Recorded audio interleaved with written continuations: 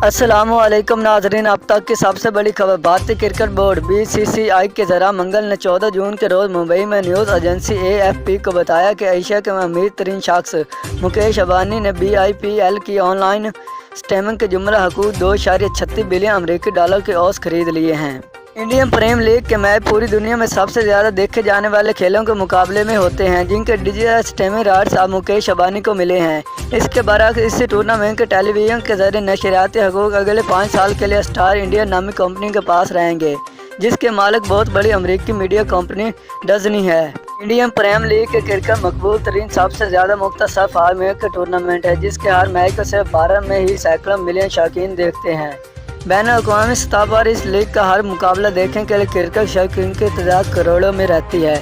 मुकेश अंबानी ने IPL के digital streaming right एक मुश्तरका कारोबारी मंसूबे के तहत खरीदे हैं।